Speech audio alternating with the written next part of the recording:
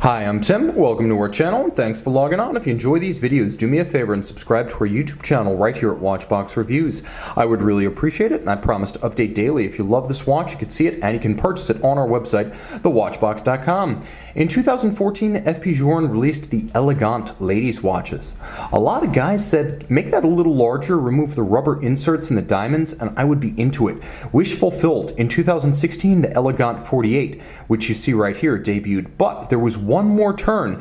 Plasma oxidized coating on top of the grade 5 titanium of the Elegante 48 case. New for 2019, this is the Titalyt, Titalyt, I'm not sure how they want to pronounce it, but it's the Titalyt case. Essentially, Titalyt is the plasma oxidized, highly scratch resistant, hardened coating that turns the grade 5 tie super gray. On my 16 centimeter circumference wrist, you can see the watch wears easily.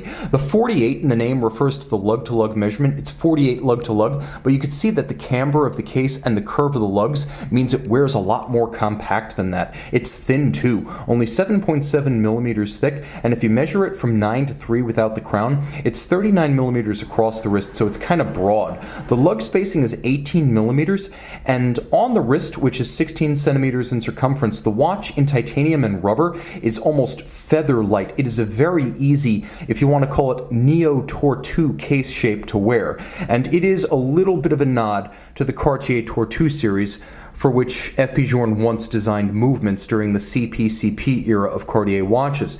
So you've got that tortue shape, you've got the camber of the case to make it fit better, and then you've got a strap that has a very squared off junction with the case, so it appears all of a piece, almost more like a bracelet than a watch. You can also see that it swells as it approaches the lugs, so it nicely matches the profile of the lugs from the side. It's a matte finish in navy blue, and you can see the underside is very smart. First, you have a wonderful interlocking FP Journe logo that becomes a repetitive motif, but you see there's a little bit of a hollow. That allows an air pocket to build up on the wrist, and that makes this an ideal hot weather sports style watch. The clasp is full folding, and you can see internally it's bright polished titanium, and then externally it has that Titalyt plasma oxidized surfacing.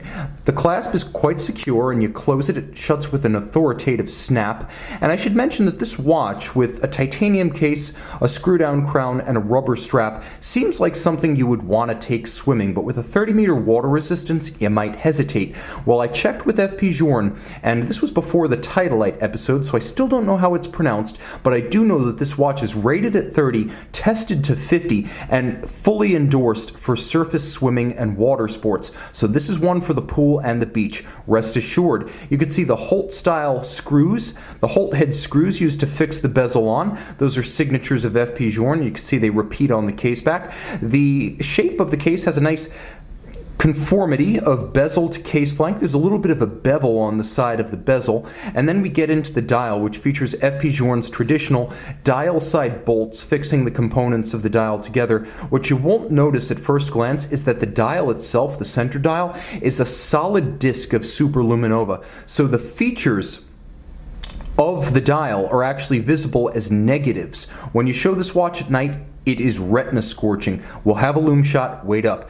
There is a characteristic set of Journe numerals with the Journe font, a stylized railroad minutes track outboard, and a stylized seconds track in a sub-seconds register with a counterweight needle hand. Down at 6 o'clock, you have the tapered, blued, biomorphic style Journe hands, and then you have a little movable mass down at approximately 425 on the dial. That movable mass is there to wake up the watch, because FP Journe has a most unique movement concept. 8 years in development. This is caliber 1210. Let me just turn it all inside out so you can see it more easily. 18 jewels, watchmaker assembled, largely hand finished with 4N rose gold for the battery cover as well as the bridges and plates. It is a quartz movement, but it has a unique set of features.